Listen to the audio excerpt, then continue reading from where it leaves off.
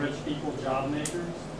Yeah, exactly. So euphemism is just when you take an offensive term and substitute an inoffensive term for it. So it's a practice of labeling. What you want to do to not be persuasive is use things like hesitations. So doing things like, you're welcome. So doing things like before you get up and speak, and then start speaking. So you don't want to hesitate. You don't want to use hedges, which are qualifying what you say with things. So, you know, like intensifiers. I really, really, really think that immigration hurts the economy. Right? You may be passionate about something, and you want to be passionate by using things like vivid language and intonation in your voice. You don't want to use a bunch of intensifiers because it just makes it sound like you're grasping for straws, and you don't actually know what you're talking about. So be careful not to use too many intensifiers. I really hope, I seriously think that we're right on this question. So be careful with using too many intensifiers. Yes. This is super true. I know now this one may be a little confusing. I said don't use polite forms. Absolutely be polite and respectful to everybody, including your judge and your partner and your opponents. Don't be so over polite that you look timid. Excuse me, if everybody doesn't mind, may I please go ahead and give my speech now? I know it's okay, thank you so much. Okay. Oh, I really appreciated that the negative gave their speech, and I really enjoyed everything that they said. I'm going to go ahead, though, and respond to their arguments, although I really respected all of their points and enjoyed everything that they said, and they did a really great job. And everything that they said was aggravating. Right, so you don't want to be overly polite. Don't use polite forms to the extreme. You also don't want to use tag questions. Who knows what a tag question is? What? No, tagging the questions are. Okay. A tag question is when I say, you know what a tag question is, don't you? No. Exactly. Illegal immigration is bad for the economy, Judge, isn't it? Oh, people do that all the time. You know who Bridget is. Yeah. Well, it's when you make a statement and then tag a little question on the end of it that decreases the declarative force of it, right? So instead of just saying, immigration makes it, or illegal immigration makes it difficult for police to enforce the rules. You say, Judge, illegal immigration makes it difficult for police to enforce our laws, don't you think? So don't add tag questions because it decreases the declarative force of your sentence. You also don't want to make disclaimers. You made a disclaimer earlier when you asked a question, my dear. You never want to make a disclaimer. I know this is a stupid question, but I know this isn't really relevant to what we're talking about, but because it makes you seem timid or like you're not confident in what you're saying. I love you. I was just saying that because what you asked was very important and very relevant. But if you have a judge who may be, I'll get right to you in just a second, let me finish this thought, who may be on the fence about who they want to vote for, it's easier to look at the person who was timid. It's easier to look at the person who looks like they weren't confident in what they were saying and say, sorry, this was a really close debate, but I just couldn't vote for you. Yes, sir. Like in ROTC, they tell me don't question what you have, just say it as if it's correct. Yes. Even if you have 90% you're wrong, you say it like you're right. You know, well, if they don't know, they'll think you're right. Yeah, this makes me want to stop disclaiming my email. You are, well, that's the point of debate, to argue like you're right on either side, right? That's correct. I'm proud. All right, I'm going to hand it over to Miss Manning here for a moment. Okay. So what I wanted to talk about was how to have an effective cross-examination, because I feel like that's one of the things that we as debaters underutilize, and especially young debaters underutilize it a lot. So first I want to talk about the 5 things that you want to do when you're asking questions. So this is when you're asking them the questions, and only then. The number one thing that you want to use cross-examination for when you're the one that's asking the questions is to enhance your own understanding. If you don't understand an argument that they're making, you're never going to be able to respond to it. So you want to make sure that you understand what they're presenting and you understand a little more of the details behind it. So how many of you have had a question or been in a debate round and went, yeah, I have absolutely no idea what they're talking about, but you didn't ask a question because you didn't want to come across as dumb? I don't like this. It's aggravating when I ask me, what was your first justification? Listen the first time. No. Like that's what I feel like. No.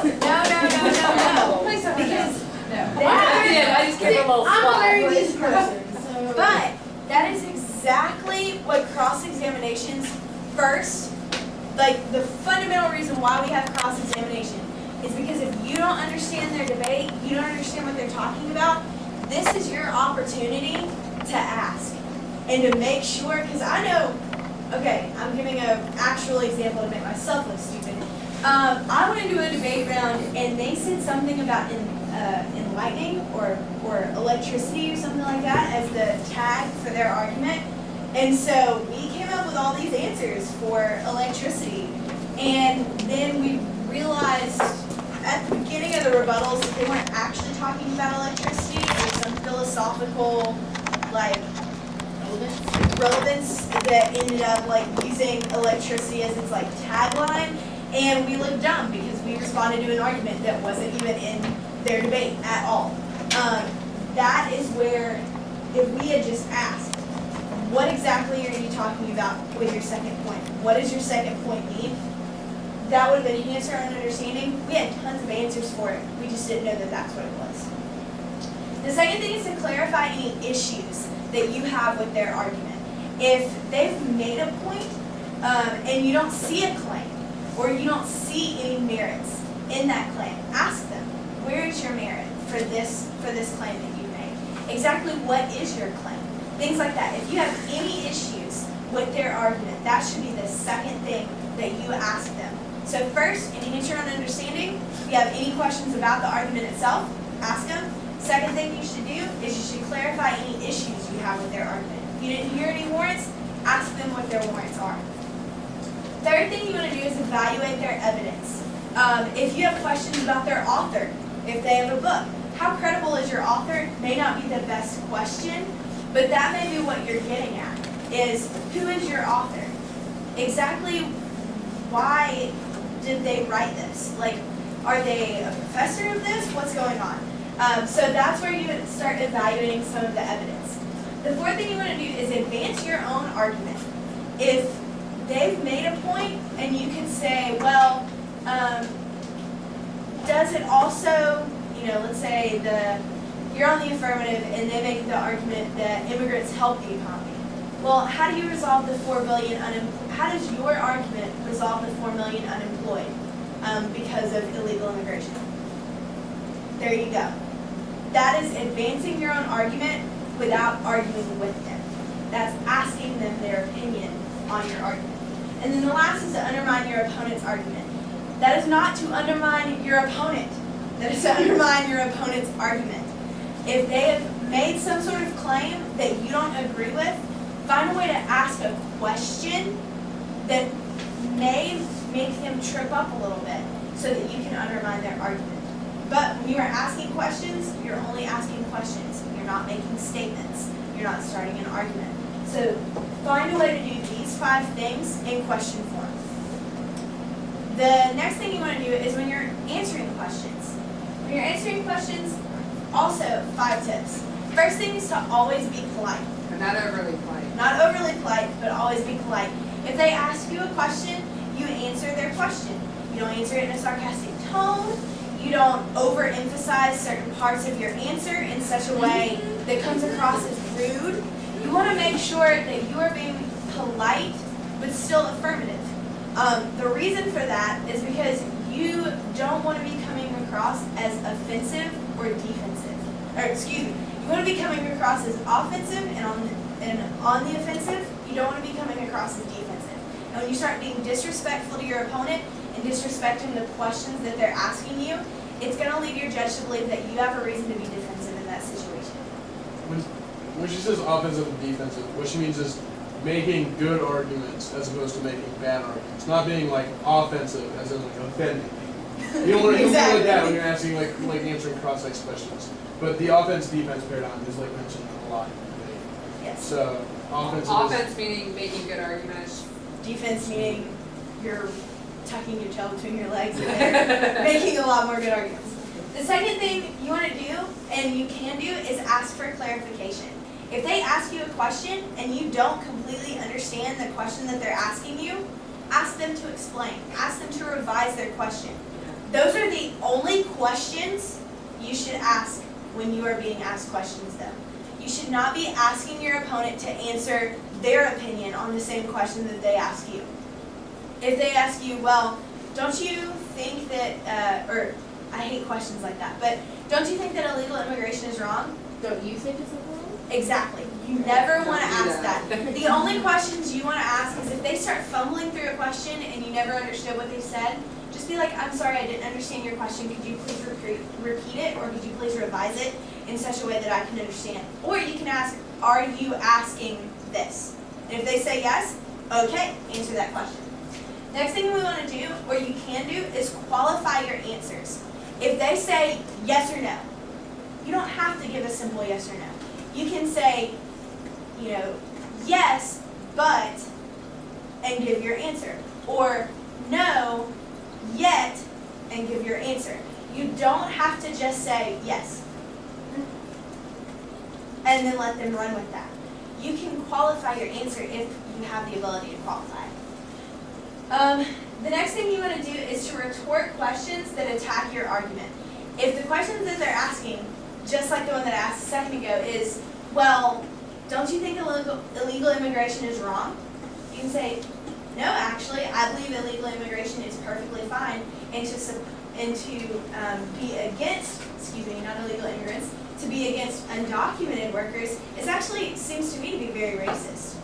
Yeah. Retort their attacks on your argument. Don't be rude, but be affirmative. And the last thing is to just be honest. If they ask you a question and they say, well, this particular piece of evidence doesn't really have any warrant, does it? And you look at it and you go, oh, dang, I actually quoted the wrong part of that piece of evidence. You gotta own up to it. You can say, actually, you're right. However, later on in that evidence, it says blah, blah, blah. So see, you're still qualifying, but you're being honest. You're still So- highlighting the Yes. strengths elsewhere. Yes.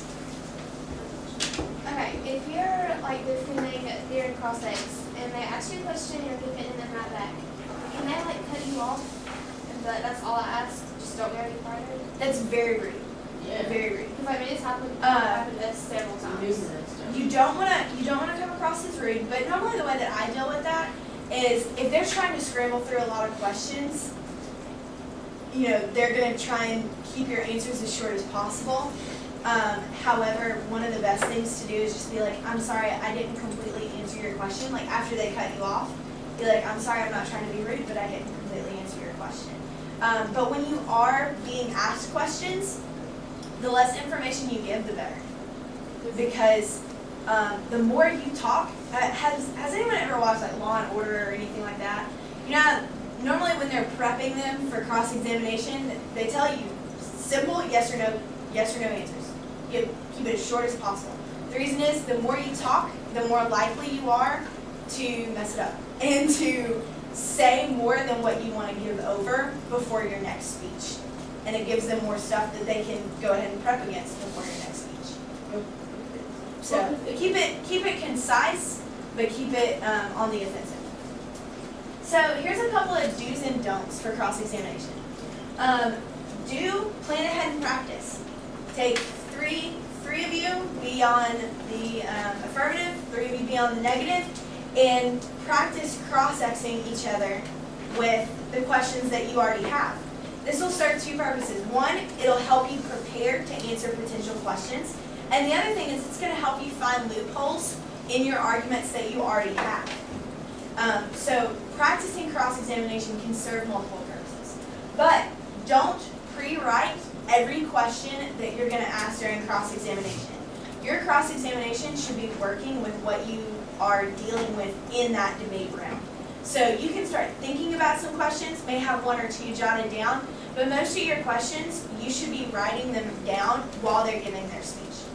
Amanda, I have a question quick. I had some students, that we faced other teams that we had an issue with this. And so I was telling them, hey, if they come up there and we said we have our first affirmative speech, our constructive speech, and then they have to stand there ready for cross-examination. And then the negative team just has a pre-written, list of questions, but has nothing to do with the points that they just said. I'm just telling you the best way to get around that is to say, again, that was not mentioned in my speech, however, it is still relevant to this debate, so I will answer it on the terms of our speech. Yeah. So, but if every question is that way, what is the best way to get around that? Just answer it the same way every time? Yeah, Or- that's what I would do. I would say, again, I'm sorry, that's not something that's relevant to our affirmative, and we think the affirmative is the focus of this debate.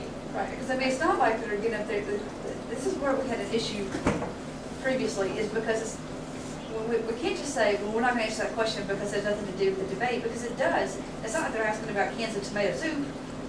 They're asking you questions that have to do with immigration law, but it's nothing to do with our particular. Well, Right, you should No. make sure you say, well, we're happy to answer your question, but remember, all we have to defend is the proposal of the affirmative speech. Right. Okay. there's a difference in something being relevant to immigration and something being relevant to the debate. Yes. And that's another part of the affirmative advantage, is that the affirmative It's the gets focus. to focus the debate. The affirmative gets to decide, this is what we're gonna talk about. This is, Alabama immigration, and this is the points that we're gonna defend. And so that's part of having that affirmative advantage, is saying, I'm sorry, what you're asking is not part of this debate. Hold on, go back for just a second, because I made a really good sports analogy here. Sorry, I love my sports analogies. So all three of these guys are very famous in their field. Some of the best in basketball, football, and tennis. One of the things that I've always heard about Kobe Bryant, I don't know if it's true, but he literally every morning before he does anything, before he even eats his breakfast, goes outside and throws 100 free throw shots before he even starts his day. However, if the only thing that Kobe Bryant knew how to do was throw free throw shots from right where I'm standing, you could come up and block Kobe Bryant, and all you'd have to do is stand in this spot and keep him from getting there, and he'd never make a shot.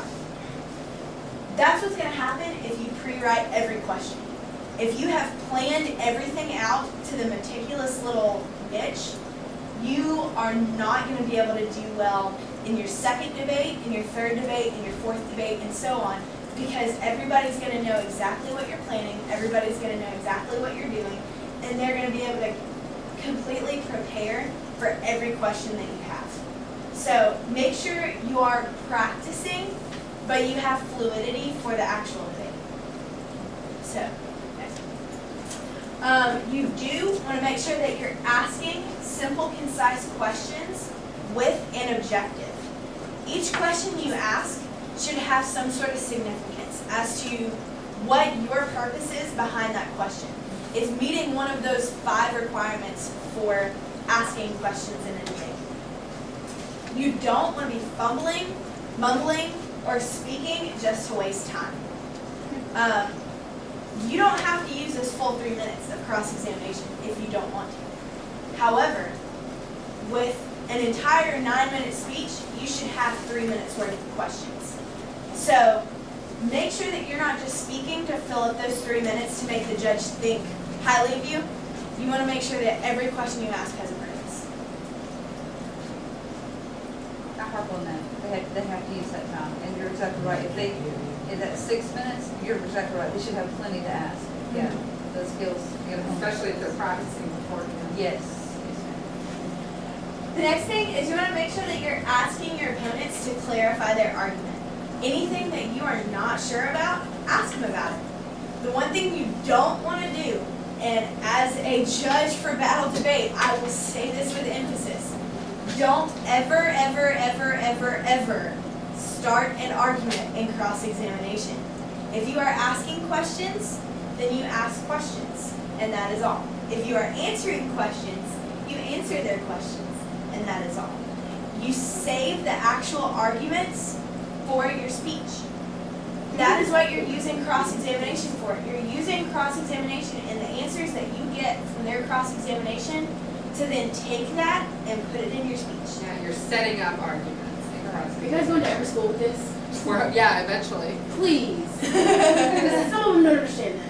We're also putting it online. Yes. Okay. All right, the next one. And then make sure you're being polite, courteous, and respectful, both to your opponents and to the judge. And to your teammates. And to your teammates. The big thing is with the don't get frustrated, don't get angry, and the big one that we notice in debates, don't dominate the cross-examination. You, all three of you on your team, should be participating in cross-examination. There's only one cross-examination. Those cross-examinations, while they may not directly influence speaker points, they are going to influence the way that the judge feels about who is a dominant speaker and who is well prepared to make those analytical arguments. Dominating the cross-examination hurts the rest of your team, and you don't want to do that. So I have a quick little activity for you guys. I want you to, what you're going to do is you're going to look at these questions and you're going to decide, is this a valid cross-examination question or not? So say yes or no. Good question or not a good question? So the first one is, don't you think our argument about immigrants being humans is better than yours? Yeah. You're welcome. Next one, what is your second point? Yes. Yes? Okay. What year was that evidence published? Okay. Our evidence is newer. Oh, To a certain extent, could that be used, like the whole neighbor thing? that could be an argument that's used, but you don't want to. You don't need want to say ask ask cross-examination. I'm just like, because I mean, if you have something that's from 2007 and they have something from 1997. Right. But remember, we said you want to have a warrant, a reason why that. So why would your evidence being newer matter? Maybe it's more recent, obviously, but. But our evidence is more recent. It's just a claim. It's more up to date. That's still just a claim. So our evidence is more recent. What is the warrant for why that matters to the debate? Like, so what has happened since then to make that important? Why should the judge care that you have There are recent numbers Like evidence? our debt has obviously increased, and that there's more illegal immigrants over there. Yes, so it's more relevant to More than the debate. Yes, there you go. Yes. So you want to have that because, or answer the question why it matters. Good job. All right. What do you mean when you say that all immigrants are citizens? Well, that's just dumb. As much as you want to say it, well, our evidence says that Americans don't want those jobs. That's not a question. That's not a question. Oh, no, that's a period. Can we agree that the topic is about immigration laws in There you Alabama and not the United States as a whole? Please write. Ironically enough, she didn't know this happened when she wrote it. All right. Where in your evidence does it say that Latin Americans are key to the economy? Is that a question? Yes. All right. Should you, does your case say that doctors, construction workers are from foreign countries, Latin America? And isn't that a bit racist? Are all of your arguments racist? Tad racist. No, that is a horrible question on so many levels. That shouldn't even be categories. All right. Do you believe that some of the people we label as illegal immigrants are actually beneficial to our economy? That's Okay. These are all valid cross-examination questions. They meet one or more of the 5 criteria for cross-examination. So, use those in the future. Okay, well, we'll try to quickly get through this last part here. I'm going to talk to you about some of the unwritten and unspoken rules of debate to try to give you a little bit of a leg up in your debates. The first rule is that proxemics matter. How many of you have heard that term before, proxemics? Proxemics is just a term for space. and how we use it. Not space as in outer space, but the actual space around us. So it's important. I'm going to talk to you about cross-examination. So many times I watch these battle debates, and everyone is sitting down, and everyone is the same distance away from the judge. Use the space to communicate non-verbally with your judge. Stand up. Look authoritative. Get a little bit closer to the judge than your opponents. Own the space that you're in the room. So use the space in the room to your advantage. Also set up the room in a professional manner. In this first battle debate that I walked into so many debate rooms and it looked like people were sitting around a big family dinner table. While I love food, I love family, that did not look professional and it did not help the teams because it was just like a big cluster of people. You should feel free to walk into our rooms at Stanford when you come and set up the room so that it looks like this. It may be a bunch of desks, so you need to line them up 1, 2, 3, 1, 2, 3. Line up a judge for the table for the judge, maybe one to put his or her feet up on, or their backpack, their student next to it. And then put the rest of the desks or the chairs facing what's happening so that you don't have the other team with a bunch of family members right next to them. Yes. Like what? Set up the room. Now, I do ask that you put it back when you're done, but this will set up the room in a professional manner. It sets a good overall tone. It gives you an air of authority and credibility in your debate. So use proxemics to your advantage. It was in our second debate. We walked in there, and we're so used to just us, having us this side and this side, and then standing up.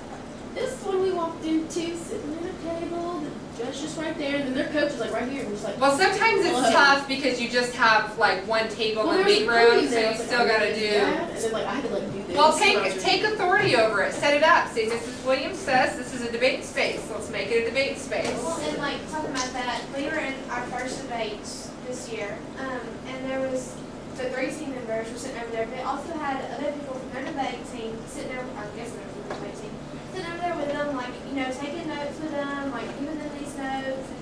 I'm pretty sure that is against the rules. Yeah, and to some degree, there's like new teams and trying to figure out the rules. So people aren't all doing it just to like be a bunch of big old cheaters Their or coach was there anything. with them. Yeah, some new coaches in programs as well, trust me. So we're all trying our best, but when you see something like that, you can be like, hey, I think, you can call your coach and, try to come get me, Dr. Galloway, who's ever around, and we can try to sort it out. But if you set the tables up like this, like how I showed you, before the debate starts, it can cut down on that because then there's no space for anybody to sit right next to those teams. So people kind of get the vibe like, oh, this is how the debate room is supposed to look. Clearly, no one else, now that you have ownership over the room, no one else is probably going to feel comfortable scooting a bunch of desks I'm up so there. glad you talked about the tables at the front of the room. Like, all y'all have to do is go in there and move the tables and turn it directly towards the Yeah. audience because you're so right. About everybody right behind you, you kind of feel like. Yeah, no, set it up like that. You have a picture of it now. Set it up. All right, make the judge's life easier. Our friend who departed, that sounds terrible, our friend who had to leave early talked about getting on the judge's good side. This is not just to get on the judge's good side. These tips are to increase the accuracy of our ballots, to put our judges in a more peaceful state of mind, and to make the rounds happen faster for you all so that you all have more time to prepare for the following rounds. So first it will be helpful before you get to the rounds, if you make sure that either on the board or on a sheet of paper, you write out all of your information. So your full names, your speaker positions, your school, your team number, etc. I don't know, you may already do that, but a lot of teams just try to speak it out to the judge, and then the judge, there's a lot of misspellings and errors. We have to chase judges down. That's difficult. Also, be ready to give your first speech at the start time. So if the round is scheduled to start at 3:30 and you have a scripted speech and there's a podium, go ahead and script. If you're the affirmative speaker, go ahead and put your affirmative constructive up on the podium at, 3 minutes till, and be standing up there and be ready to go so that if the judge is scurrying to get into that debate round, that you're ready to start on time. That means that at the end of the debate round, your judge has the most possible time to sit there and make the decision in case there was a close debate. The judge doesn't feel any pressure. So let's do what we can to get these things started on time. I also suggest, and you don't have to do this depending on your resources, carrying some extra paper and pens and timing devices since we use so many student judges. It would help maybe to be able to slide them some paper and some pens sometimes, so that oftentimes I found that they're running around asking for pens and paper. Obviously, if you do this, label it very well and ask for it back, because college students will steal your pens. I know this from personal experience.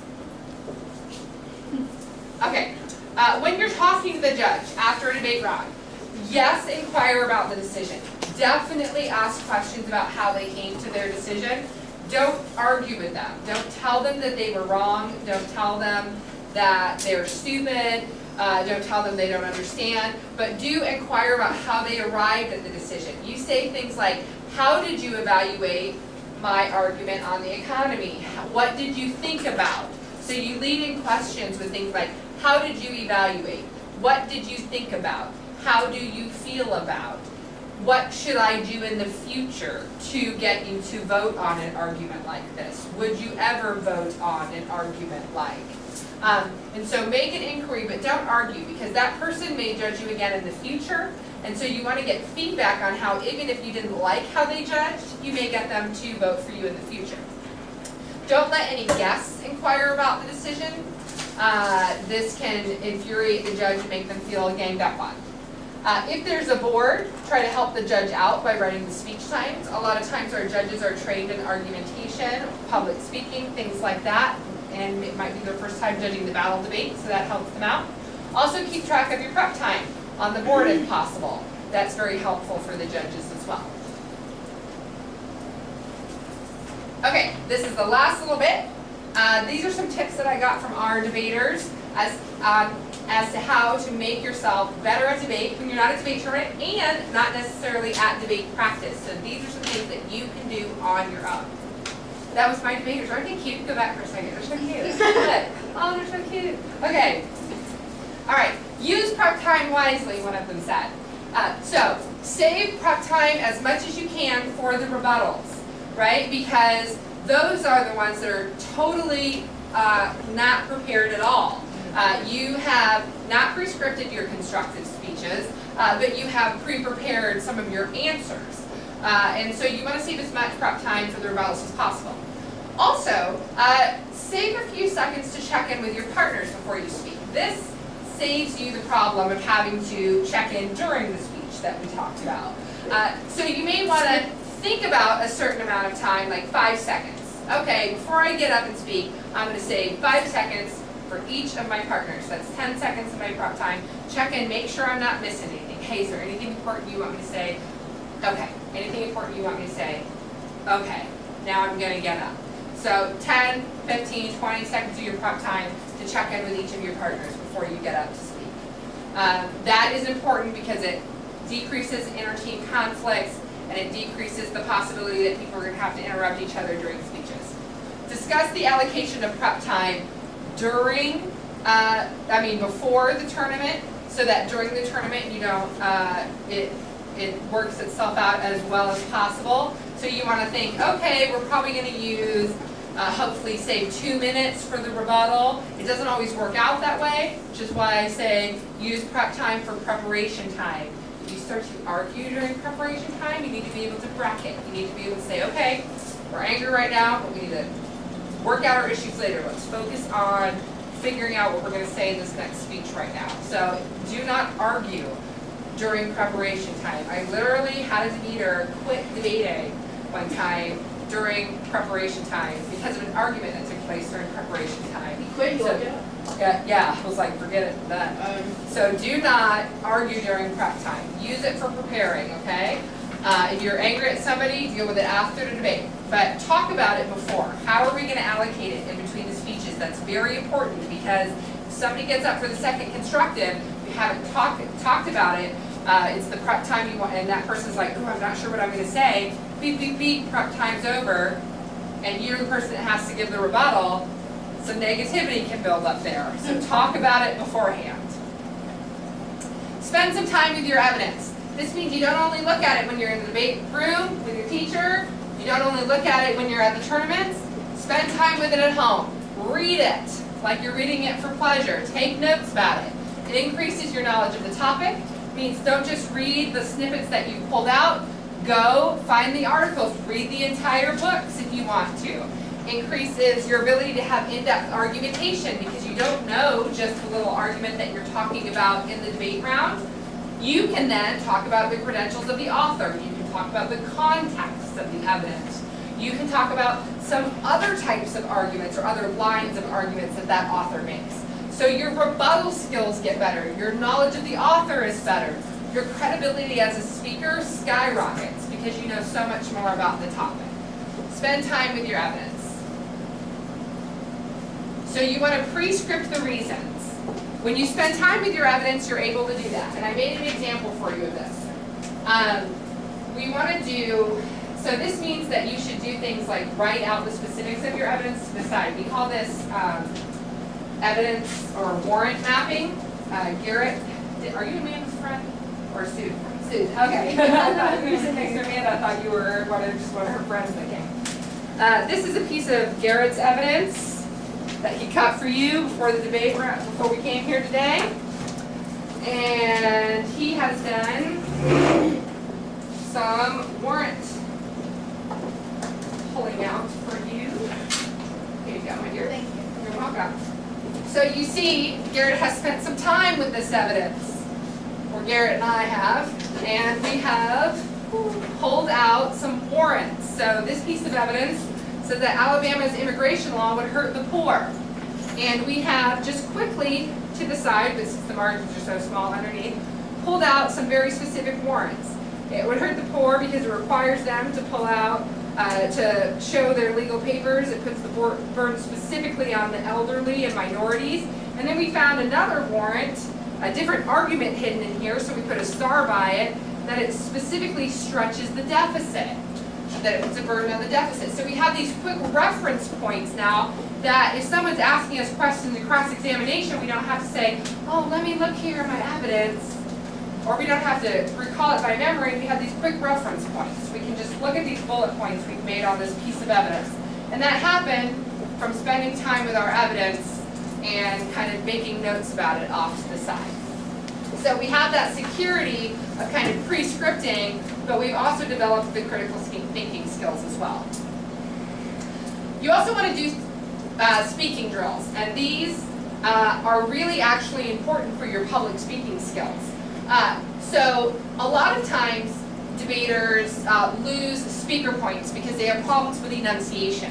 So I have my, well, a lot of debaters do a drill called the wide mouth frog. And this is when you read your speeches, but you read through your speeches and over-enunciate every syllable really big with your mouth. And you look super silly. But when you then go back and read your speech, you notice that your enunciation has improved dramatically. And so if you practice your speech in a particular way that feels odd and funny, when you do it in a regular way, you sound fantastic. The dramatic way actually improves when you do it the normal way. The same thing for pen in the mouth. You know, hold a pen in your mouth like a horse spit? And you have to articulate your words around the pen. And it seems, really difficult. But then it really improves your pronunciation, your enunciation, your articulation, all of it, your volume. It's amazing. Debaters do this drill all the time. When you take the pen out of your mouth, you do it. You read your speech once with the pen in your mouth, and you have to try to articulate as well as you can and speak as loud as you can with the pen in your mouth. Then read it again without the pen in your mouth. I'm telling you, the feeling you get of how well you can articulate, how clearly you can speak the second time you do it, it's amazing. The difference is almost immediate. To improve stumbling over words, we just recommend flip the script, which is reading backwards. Because oftentimes people stumble when reading because they're reading ahead too much when they're speaking. So if you want to become a better public speaker, make better eye contact with your judges, not read ahead, not be tied to your notes so much, read backwards. So start at the bottom. So on this piece of evidence, you would read, workers stretched already on burdens new, these imposing about twice. And you keep reading backwards from there. And you wouldn't be then so tied to reading ahead, you'd be focused on individual words instead. Can you do that in an actual debate? No, these things you do to practice your reading skills, to practice reading off paper. And then you read it normal after you do the drill. And you always read it normal in a debate. Okay, to improve your gesturing, this sounds a little strange, but oftentimes people over-gesture, or I'm an over-gesture big time, or under-gesture, and so you have somebody tie something like this. That's really bad what I'm saying in the school, bump yourself down, but you can do with a light string with your arms at your sides and read your speech. And when you think it's time to gesture, just check with your partner, and the partner unties the string, and you agree upon a gesture that would emphasize the point. This one's a little more time intensive, but it really helps you notice when is actually an appropriate time to gesture and when is just you talking with your hands, like I do, which is really bad for your public speaking skills. This one is really fun. This is called buzz. If you're a person who says things like and you know a lot, and let me tell you, if you're judged by our college debaters, they're going to get you on the speaker points if you use a lot of nonverbal fillers, because they get hit over the head with this in their public speaking classes like crazy. So this is a really good drill. Read your speeches, and you should not just do this with your constructive speeches. You should have practice debates and get buzzed when you do nonverbal fillers, because constructive speeches is pretty easy not to use nonverbal fillers in, but like impromptu speeches and whatnot, it's more difficult. So give your speeches, and every time you use a nonverbal filler, you get buzzed. And then there's a limit. Like if you reach 5 or 10, you have to go back and start over again. And you try to get through a whole speech. That one's fun, to do the buzz or not to get buzzed. Okay. So the things that we want to leave you with today are to remember that we debate to learn, to increase those critical thinking skills. And so we don't win every debate. But the important thing is that to learn every debate. So when you get frustrated with a judge, to make sure that you ask questions and inquire so that you're still getting something out of it, so that you're still learning.